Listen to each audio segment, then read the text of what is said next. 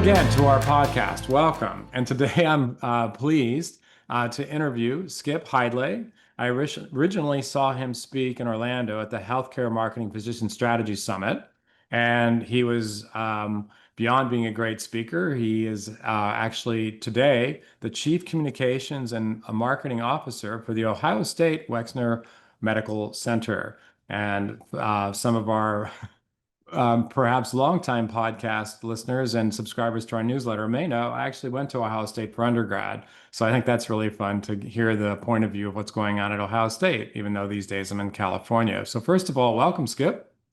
Hey, Stewart, thank you so much for inviting me. I'm excited to be here and share a little bit of what's going on at the Ohio State Wexner Medical Center and the James Cancer Center with your listeners and your viewers. This will be fun. Awesome. I think so too. So, Skip, when we were talking offline as we were preparing today, and one of the things that you reminded me is, hey, I started out my career as a journalist, and that's going to be relevant to our discussion today. So I'd love you just to give, expand on that, tell people about your background, some of the things you've done to set some context, and then we'll dive into some more discussion here. Yeah, thanks, Stuart. I really appreciate the opportunity to share my story. And really, it's all about storytelling. At heart, still view myself as a storyteller, an editor and a storyteller and a publisher. So I started as a newspaper reporter many, many moons ago and worked my way all the way up through various, roles up into leadership roles as an executive editor and then eventually a business unit CEO as a president and publisher. But throughout that experience, what was so interesting is I was able to lead the digital transformation of three different newsrooms, from a traditional print-centric model to it was never quite 24/7 publishing, but it got to be, around, 15, 18 hours a day of publishing the news when you had it. So I was at the forefront of the arrival of the internet and then the transformation of news from traditional print models into online. And the reason I mention that is the beauty of the web, as all healthcare marketers know, is the ability to understand what people are reading and what people like to see and measure their engagement with the content. And one of the things I remembered from my early days and looking at what people were interested in and from consumer surveys is that people are always interested in learning more about healthcare, about health and wellness, about medicine and science. That always ranks in the top in every study I've seen of the kind of content that they're working on. So when I decided to leave the news business after 30 years at the tail end of the Great Recession, and I moved into healthcare marketing and communications, what struck me is that we as healthcare marketers and as healthcare systems are sitting on a gold mine of expertise and content that consumers are very much interested in. So I started my healthcare marketing career at Via Christi Health, which is now part of Ascension in Wichita, Kansas, the largest health system in Kansas. I was there for 6 years and then moved from there to the University of Chicago Medicine, led their rebranding to UChicago Medicine, and was there during the first half of the pandemic. And then I moved to Ohio State, where I've been for coming up on 5 years. But at all three places, what I did was I focused on looking at how do we create a platform, a web platform, that could be a brand storytelling platform to really serve up the kind of content that I know people are looking for on the web, and that all of the data shows they're looking for as a way of building the brand, humanizing the brand, and meeting people where they are. So I love that background, Skip. And it's funny, um, very few people know this, but back in my undergrad days, I was at the just at the beginning of the transformation online, and so I wrote a newspaper or a extra credit paper on the eventual demise of newspapers, and I worked at the Columbus Dispatch in both the advertising and circulation departments when I was there. So I think that's really funny that I wasn't that brilliant. It was kind of writing on the wall, but that was back, Yeah, it was just beginning to start. CompuServe was the thing back then. And Columbus, I think, was like where CompuServe was actually headquartered. And yeah, so they were just beginning to experiment with interactive cable TV. I remember when I was there. So very interesting times. So as that transition, before I go into Ohio State, I have to ask this. Um, the transition from print to, online to sort of everywhere, as a journalist, did the storytelling change, or was it the same thing, just communicated in a different way? Like, what have you learned about humans and interest sort of by medium and what things are true in any medium, what things are different. It's an extra question, but I thought I'd ask you. No, no, no, it's a great question. And what I would say is that, that over time, I think what has happened is we've become, sort of a nation and a globe of sort of skimmers and scanners, thanks to various social media platforms and the advent of, this computer in our hands, right? And Yeah. so the issue is people are looking at it, but what I find is people still will gravitate to human interest stories and wanting to understand people's personal journeys, and they will read longer form content. And in fact, Google in its search algorithms gives more credit in some cases to longer form content, if it's considered authoritative and authentic. So we've leaned into that in different places, and so we try to create a diet, or a menu or a smorgasbord, if you will, of different lengths of stories, different topics of stories. We do a lot of research every day into what are the trending topics online, and try to put our experts in the middle of answering those questions that people are asking in Google and Bing, and now increasingly on the AI platforms, Perplexity, Gemini, Copilot. And so it's been, a great sort of strategy for us. But then we also produce a lot of human interest stories about the interaction, looking at why does somebody devote their life to finding the newest treatment for lymphoma or adult lymphocytic leukemia. Like, what drives someone from a human interest standpoint to spend 8, 10, 12 years of their life getting a medical degree, going through residency, fellowship, and then becoming deeply interested in research as part of clinical care. And there's a lot of fascinating stories that we've uncovered. But at the heart of it, it still comes back to what I learned as a reporter. People love reading stories about people. And the more That you lean into that, the greater the success will be. That totally makes sense. And the attention span issue is so pervasive, we forget. It's like air, right? We just don't think about it anymore. But it's different than it used to be. We used to, back in the old days on the marketing side, talk about the more you tell, the more you sell. And now, like, you would just lose people in a heartbeat if we tried to communicate the same way we did in the past. So I want to talk more about storytelling in a moment, but there were some challenges at Ohio State when you came to Ohio State. And it's a respected institution. It's known throughout the state of Ohio, but you had some challenges that you wanted to, or objectives you wanted to solve, and some challenges you wanted to overcome. I'd love you to kind of give us some grounding there.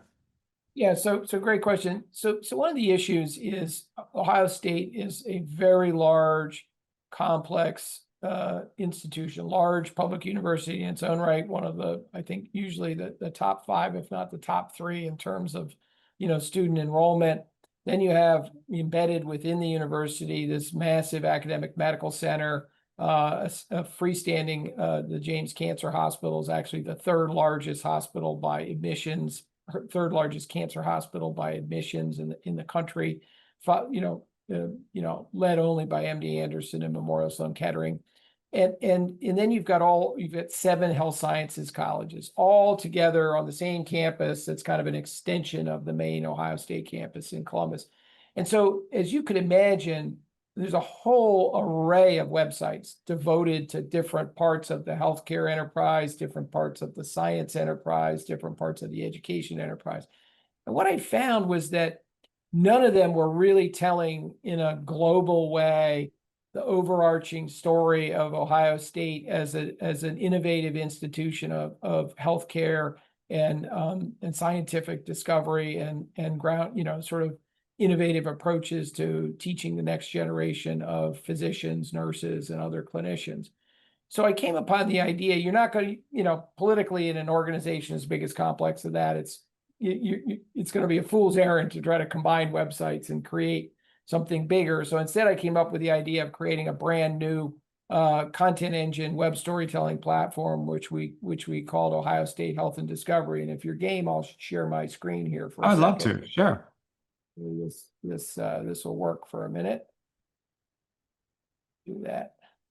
So, How's and I that just look? mentioned to our listeners, if you're on video on YouTube, that's great. That'll be easy for you. If you're listening, you can also, we'll try to talk about what we're sharing along the way, and you can see the deck. I'll post that on the Healthcare Success website, along with a link to a video we're going to be talking about a little bit later. So go ahead, Skip. Yeah, so we branded this website Ohio State Health and Discovery because it spans more than the Wexner Medical Center. It looks at the James Cancer Hospital, the Ohio State Comprehensive Cancer Center, which is an NCI designated comprehensive cancer center, and the work that's being done in the 7 health sciences colleges, covering medicine, pharmacy, public health, veterinary medicine, and several others. And so what we do is we designed this website to really target what we call health news consumers. And here you can see here some screen grabs on the screen of just different stories that we've done, that really lean into both the topics that people are sort of asking, in search engines, such as why am I having allergy symptoms in the winter, to other things like really deep stories about doctors and scientists who are at the leading edge of their particular specialty, and what drives them and the work that they're doing and what's meaningful about that work, so that when people need help, I mean, we really consider this part of our mission, Stewart, is as storytellers to put out into the larger global ecosystem content that really helps answer people's questions, make them better educated, but also that is there when they are really searching. They have a real serious healthcare challenge and they're trying to find how, what is the answer to my challenge and where should I go for care, or what should I know about in terms of things being the latest in terms of treatment. So if I can get this to move.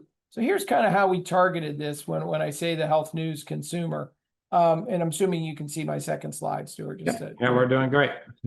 Yeah, so we kind of broke down the idea. We're not really, this isn't a brand storytelling platform aimed at really, it's really much at top of the funnel, but it's not really aimed at directly recruiting new patients in. We will get new patients as part of this, undoubtedly. But we're really targeting the health news consumer, someone who's regularly engaging with health content, in their online, content consumption habits every day. And we sort of broke them into 4 categories: the deep learner, people who want to learn a lot more about scientific topics, medicine topics; people who have the loyalty to Ohio State and the Buckeyes, alumni like you, Stuart. We want to make sure that we're providing content you're interested in. Obviously, prospects, people who might eventually have some affinity to the Ohio State Wexner Medical Center and want to become patients. And then the really, particularly a great area of influencers, people who within their own network, not influencers in the traditional sense of social media influencers, but people within their social networks who are looked to for answers, who are respected and revered because their knowledge, because of their knowledge of topics. I love this, by the way. I think that's such a good sort of context to begin your mission, to keep coming back to that slide every day, or that idea of those different target audiences. One thing I didn't see on there, for example, though, was referring doctors. Do you look at that as part of the deep learners, or how would you characterize other That's APs? definitely be part of the deep learners. So what we're doing is we consider health and discovery sort of our content engine. And then feeding into that engine are these type of inputs. What are our marketing priorities? What are first and only treatments that we provide, or discoveries we've made that would also be conveyed in a news release?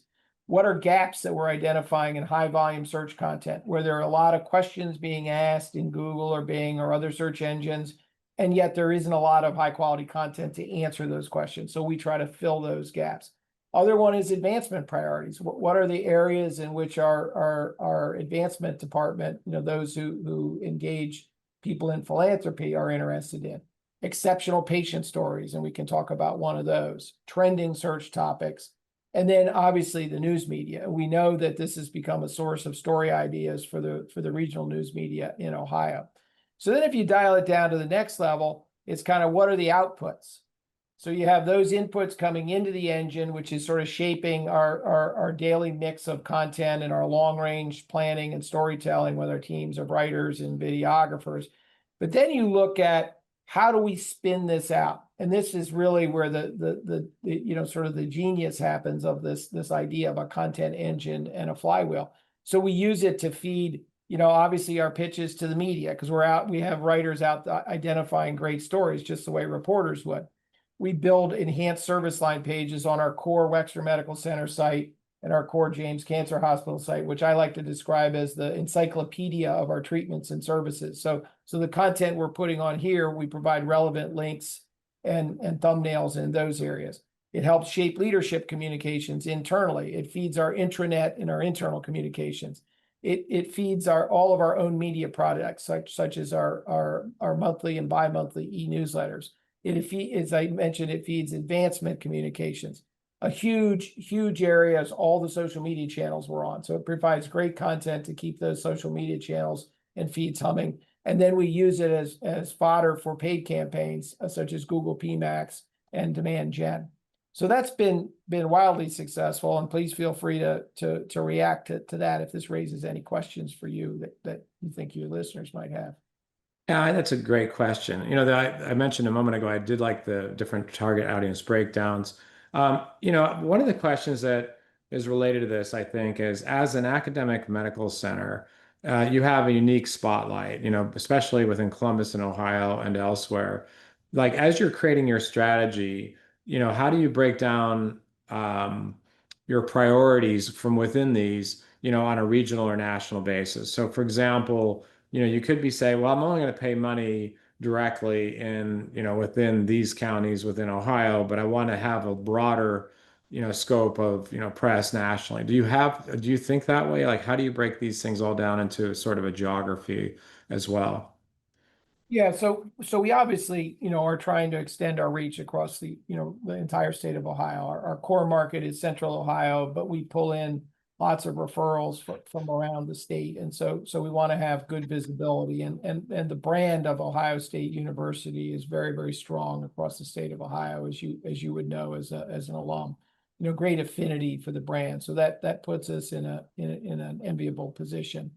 But the other thing is part of what we're thinking about now that we've created the content engine is how can we start to get the word out and build our brand regionally outside of Ohio in adjoining states where people may find that they have a serious enough condition that it warrants traveling to the James or to the Wexner Medical Center.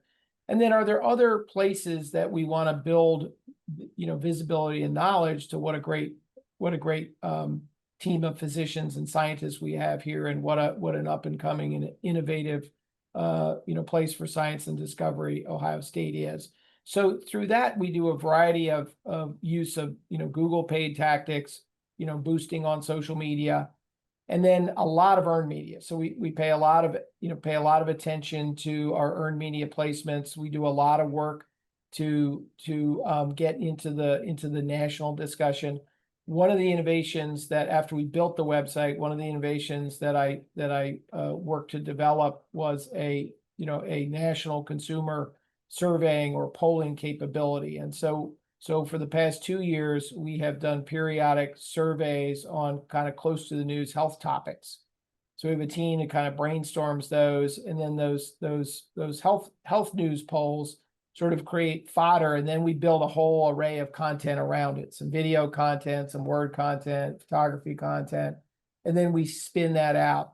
And we found great success in getting that into people. So for example, one of the ones that we did in the past 12 months was a poll around how many people believe they may have how many adults believe they may have undiagnosed ADHD. And it was a surprising number, like 38%. So then we had a whole array of content around what would you do? Like, what should you do if you believe you have undiagnosed ADHD? What are the signs of it? So we're not just putting out the, sort of the news hook of the poll or the survey. We're then adding in expertise to help people understand and interpret it. And more importantly, how to act upon that information. What action should I take to, improve my health? And so that's been a very successful tactic that we've used. Great. I'd like to ask also, prioritization. If you're in an academic medical center, I mean, almost anything you could cover, right? And every institution only has, first of all, so many resources. So you always have to prioritize. And, in other fields, we can come back to that in a second. I'm just curious about this question. So you may, and typically even in any hospital environment, there may be different service lines they want to promote more because we're just really good at it. They may generate revenue. We have doctors that were either, leaders that want to get busier or just they want to, they're so talented and they have such a unique thing, we want to get the word out. How do you do this? Like, how do you prioritize and um, your resources with so much going on at a big institution like yours? Yeah, that's an excellent question. So it's a little bit of alchemy. It's the idea is, first, when we were first deciding who to concentrate on as we launched the site, we focused on physician scientists who already were kind of well known in their field and highly respected in their field, and focused on telling their stories. Some of them were already in leadership roles. They may have been experts in immunology, certain types of surgery, whatever the case may be. And we'd always try to find the story. I'll give you one that was fascinating to me. I'll actually give you two. We did a profile of the new chair of ophthalmology, and the question I always prompted the writers, as I always did it as an editor in the news business, is what's the sort of core story here? Why is somebody doing what they're doing? What's the story behind it? And to really press, the physicians, to try to learn about them on a personal level. Well, it turns out our chair of ophthalmology, Dr. Sai Maroy, she was inspired to go into ophthalmology because her father suffers from glaucoma. And she's driven to find a cure for glaucoma, or at the very least, new treatments for glaucoma that can help people like her father. We have another really prominent neurosurgeon and neuroscientist, Dr. Shahid Nimji. Turns out his grandmother, when he was 15, growing up in India, died of a hemorrhagic stroke. And that inspired him to devote his lifetime to finding, better treatments for stroke and better prevention strategies for stroke. So it's fascinating when you look at it through the human storytelling lens. And then we would blend in the science and the research that they're involved in, but you kind of find that interesting human interest hook. And then we look at the strategic priorities of the organization. Cancer is one of our biggest programs. So we, find a lot of stories to tell around cancer, heart and vascular, neuroscience. As you can imagine, orthopedics and sports medicine is a big area at Ohio State. No. Yeah. Right. But then also we look at the lens of really good stories. So, one of the ones that we talked about and that I shared a video of during the conference presentation, I think you're going to put that video on your site, was a story that we found out actually from someone on the advancement team, where there's a family from Dothan, Alabama, who the father was a physician practicing down there.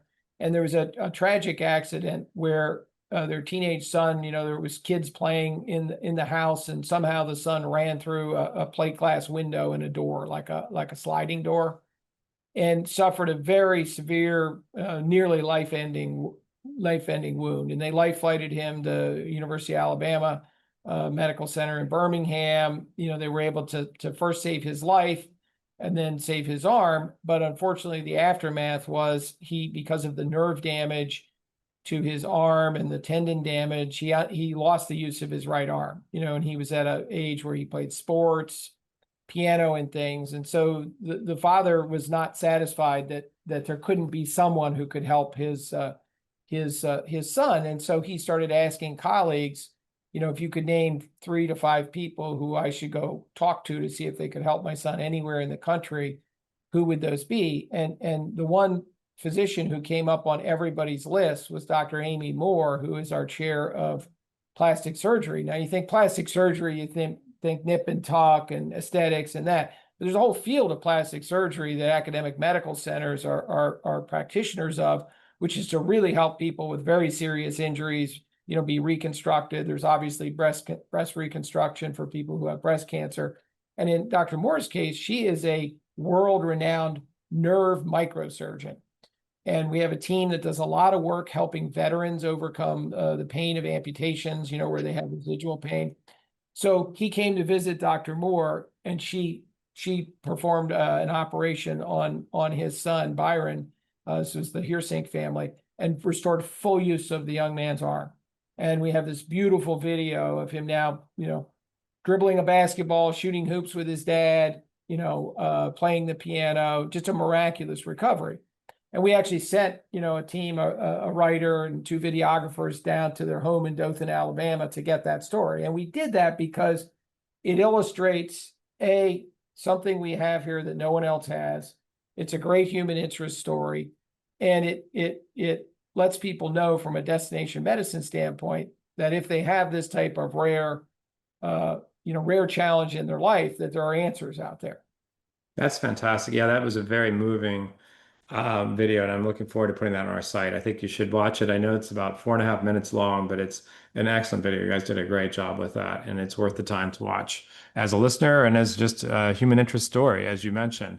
Going back to the doctor part of this, like when I started working in healthcare a few decades ago, doctors were insanely, every single one was very skeptical about marketing that I talked to. Even people that paid money to come and see me speak about marketing. I mean, people back then, Skip, would literally pay money to come and see me speak about marketing, and travel to a city and sit there for 3 days with me leading a seminar and argue with me. It's like, wait, you paid to come and see me. And back then, I remember one of my earlier clients said, "You're not going to put my face on a billboard, are you?"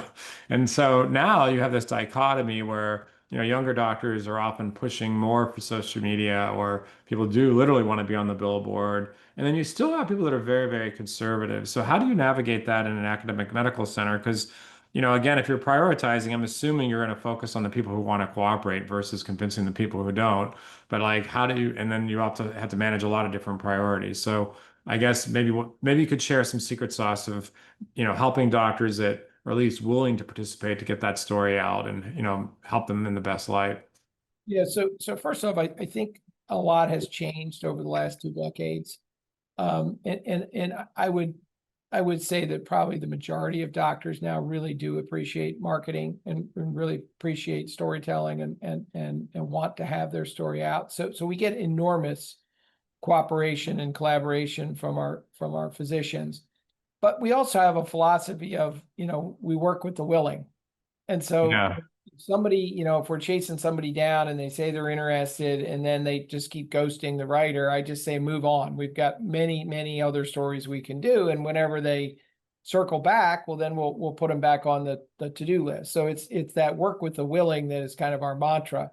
And the other thing I often say, there's always the old joke that we always tell in marketing about the doctor wanting to be on the billboard. And so part of what our approach is that when we get requests for marketing, again, they're often in the narrow focus of some physician trying to solve this problem or that problem within their practice. And so I always, coach the team, we should never say no. Let's always say yes to something slightly different than we're asked. Let's find out what is the challenge, what is the business problem that the physician or the physician leader is trying to solve. And then let's design a program that could help them solve that. And that program may be as simple as some content around what they're doing that could then be amplified on social or in a Google campaign or a combination of the both. That isn't super expensive and not, a whole lot of effort to produce and create. So I think you can do a lot of this work on a low budget and be highly effective at it. That's really, really smart. With all this storytelling, and you actually talked about this a little bit. So I'd like to transition a little bit to how do we get these stories out, particularly through Google and the chat GPTs and all those things. So that's clearly got a lot of people's attention these days. The first thing is you have all these websites that you're, managing. As you went through and began focusing on one, building a major your flagship site, have you spent a lot of energy on, how do we leverage all this content? How do we, combine content, like from an SEO standpoint, what kinds of strides have you made there to bring this to light and to get the maximum exposure? Yeah, and that's the key to the whole kingdom, what you've just described. So we're blessed here in that we had one person when I arrived who was well versed in SEO on the team. We've since added 2 more people to that. So we have a small but mighty 3-member SEO team, and that's the entirety of their work. We also have a good digital marketing partner, agency partner that helps with that work. But we spend an immense amount of time focusing on schema.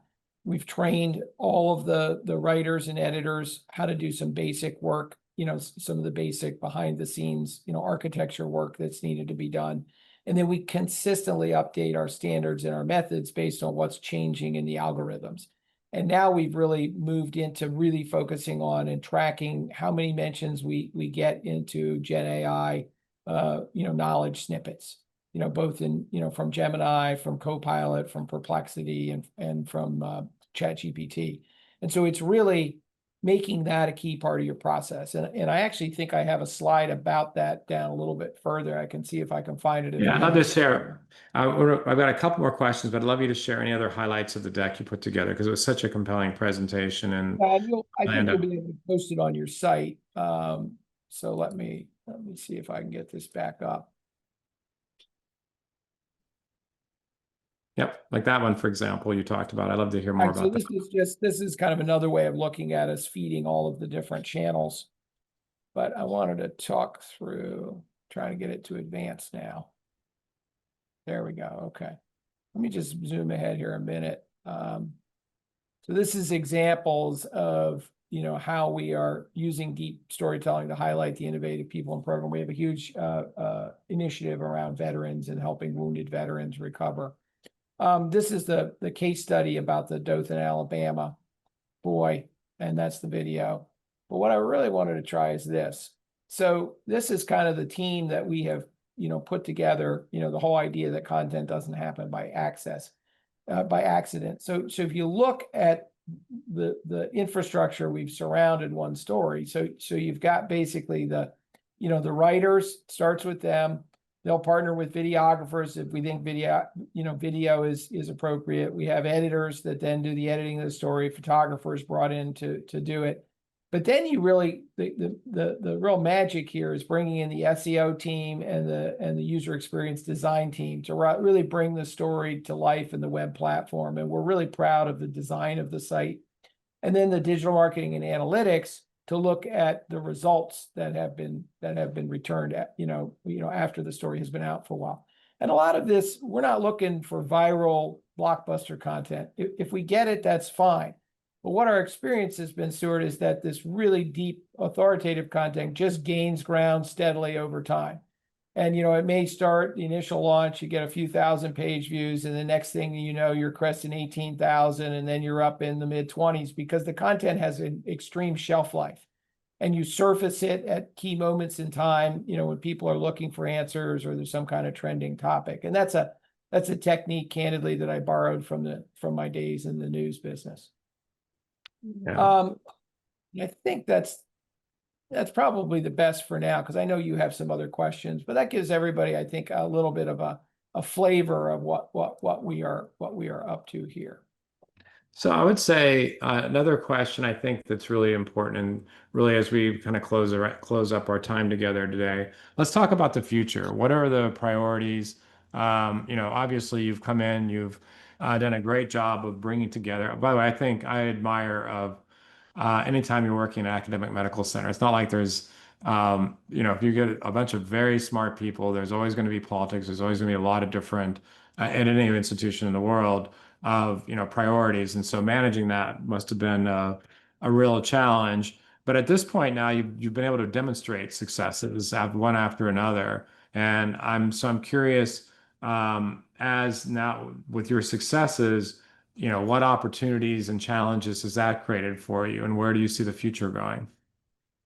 Well, I think we've already overcome one challenge, as I think everyone in the field, and when I say the field, it's anybody who's a content creator and producer, experienced when there were a number of Google algorithm changes, and then the ascent of ChatGPT and the movement to sort of the whole, sort of zero-click strategy, with the major search engines trying to keep all of the eyeballs on their own site. We all experienced dips in traffic. So we doubled down on our SEO work and on our schema work, and we put together a strategy, and we were very disciplined in putting that in place and continuing to upgrade, kind of our behind the scenes infrastructure to make us more findable, visible, and appealing to the to the bots and to the Gen AI sort of gatekeepers, if you will. And so that's really, we've had some, I won't say we've had blockbuster success, but we've overcome the dips. We're regaining page views and engagement and users, month after month. And so that's been positive. And we are tracking, our number of mentions in the snippets. But that's really the future. And I think that's what everybody's trying to figure out is how do we continue to build authentic content. And I do think there's always going to be a role for human generated, human created content, separate and apart from content that can be created by AI. And that, I don't know that I'm in the minority in that view, but I know that's a very debatable point, But I think that the challenge of everyone in a marketing leadership role is going to be to sort out what's the right uses for AI, what are the responsible uses for AI, how do we always make sure that there's human curation of the AI generated work and human eyes on it, because great mistakes can be made. And so that's, I really think, the challenge. In our team, we've upskilled everyone on our team to use AI over the last 12 months, and we're very much an AI focused shop. We're in that first year, finished the first year of the maturity model that Gartner and others had put out. Now we're trying to figure out how do we embed it more broadly into our work processes as a team. And that's a bit of a challenge because each discipline has different work processes. So what might work for the designers won't necessarily work for the marketing managers, et cetera, et cetera. So we're trying to figure that out. But I think that's the future horizon. How do we make AI an embedded part of the tools that we use as marketers and communicators and digital strategists every day, and show value to our organizations and continue to advance, the mission, the vision, and the strategy of our organizations in a responsible and ethical way that ultimately helps patients and helps health news consumers. That's really what it's all about, is helping people find the answers they need when they're in search of healthcare or they have a question that they're trying to get answered. I totally agree. And by the way, that being in the agency business, this conversation comes up at least daily, sometimes hourly, either with clients or internally. And one of the things that we've noted is, organizations vary by their acceptance of AI. Individuals always do. In any crowd of people, there's going to be some people that love innovation, love new things, people in the sort of late majority, early majority, late majority, laggards. Like that model is just out there. But I feel like the answer is to use it smartly and to be able to think through, there are things, for example, that we use humans, and I'm going to come back to the human part in a moment, to write our content, but to use it for ideation or to do things at scale, or you mentioned earlier, you didn't call it this, but content gap analysis, like what's not written out there that should be. These kind of things, you can use AI much faster. And so what's great for us is it's not that we're spending less time on our clients, we're being able to deliver more for the same money. And you have to be competitive. It's an arms race. Otherwise, you're being left behind, right? If you're still doing the same way you did stuff before. But I guess the last question I'll ask you is, and I'm not sure if there's an answer that you can even directly answer, but you know, as we speak about this AI, particularly the AI overviews, zero click, ChatGPT, Perplexity, all these, the academic medical center is uniquely in a great position to be there for where we are. So we break it down when we're talking to prospective clients. I'm going to be doing a webinar on this pretty soon, into the categories, just keeping it simple: technical SEO, content, local SEO, which is driven by directory sites, especially Google Business Profile, reputation management. Links have been go back to the very beginnings of the Google algorithm. These are all things that are really important. But what seems to be really important today is the thought leadership and the brand. Were important before, but they're especially important now. And as an academic center, you have both, right? You have a brand, you have authority, experience, expertise, authority, and trust. Any other ways, any insights you can have of leveraging what you guys have to your advantage, or is it the storytelling, or just being super disciplined at the basics? Because it's like not everybody has the benefit of being in an academic medical center in terms of the credibility of it all. No, and we appreciate that, and we take that responsibility very, very seriously. Again, we use we have a small but very mighty media relations team, and so we get a lot of requests for media interviews, and we try to always be responsive to those and put our experts out to the media to help educate their news consumers. So that's one way that we try to be thought leaders. We will, author op-eds whenever that's possible from time to time on different platforms. And then, as I mentioned, part of what we're trying to do is more purposefully insert ourselves into kind of the national brand consciousness. And again, one of the ways we do that is trying to use, responsible polling and surveying on topics that will help illuminate and then put our experts in a position to comment on those topics. So that's, one way we do it that's, maybe different from sort of your traditional paid marketing, marketing campaigns. So it's that combination of sort of earned media, owned media, social media, and putting the experts out there to answer the questions at the right time. One of the innovations that we did, we haven't talked about, was, again, as we talked about the idea of people being scanners and skimmers, video content increasingly is consumed in short doses now, even though this is a longer form podcast that I'm sure will get great viewership, because of your personal brand, Stewart. But we actually, have done a lot of study of what health content works on YouTube. And what we found is anything that's kind of like a minute or less that fits into that shorts category gets a lot of views. So we've developed a what we call it health explainer short form videos. We'll pull in one of our experts and we'll produce, 7 to 9 of these that will then spin out, little 1-minute sound bites that educate people on a topic. And those are getting great traction. So that's a way of using our brand to help people become more educated on important, health topics. Skip, this was fun, and hopefully you had fun, but it was fun for me, and it was just as informative as I expected. I appreciate your time today, and hope to see you at one of the conferences or in Columbus someday soon. So good talking to you. That's great, Stuart. Thank you so much for having me. I enjoyed it very much. Great.